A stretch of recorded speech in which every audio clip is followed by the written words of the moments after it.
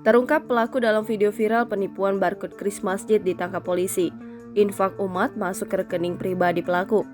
Direktur Reserse Kriminal Khusus Polda Metro Jaya, Kombes Pol Auliansyah Lubis mengatakan, tersangka membuat dan menempelkan kris tersebut agar seolah-olah kris tersebut milik masjid dengan menuliskan restorasi masjid.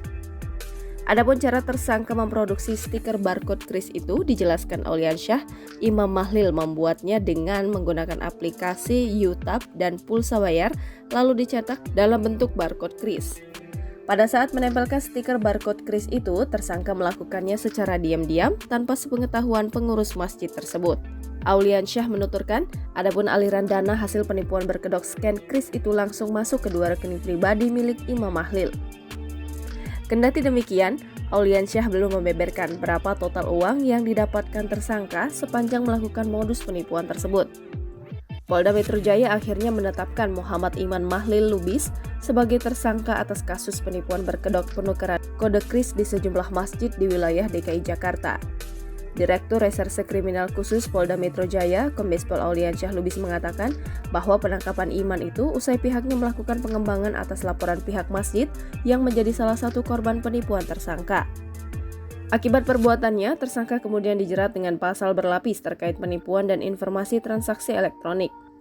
Tak hanya dijerat dengan UU ITE, polisi juga menjerat Iman Mahlil dengan undang-undang tentang transfer dana. Untuk informasi, sebuah video viral di media sosial yang memperlihatkan seorang pria menukar barcode kris yang berada di kotak amal di masjid. Aksinya terekam kamera CCTV dan viral yang satu diantaranya diunggah akun Instagram @merekamjakarta. Dalam narasinya, peristiwa tersebut diketahui terjadi pada Kamis 6 April 2023 di dua masjid, yakni Masjid Nurul Iman di Blok M Mall Kebayoran Baru dan Masjid Nurullah Kalibata City, Jakarta Selatan. Terlihat seorang pria mempersiapkan stiker barcode kris untuk ditempelkan di kotak amal tersebut. Dalam hal ini, pihak kepolisian mengaku sudah menerima laporan terkait adanya aksi penipuan berkedok stiker barcode kris kotak amal palsu yang bertuliskan restorasi masjid itu. Diduga barcode kris kotak amal palsu itu ditempel di kawasan Pancoran, Kalibata, Kebayoran Baru, dan Pondok Indah, Jakarta.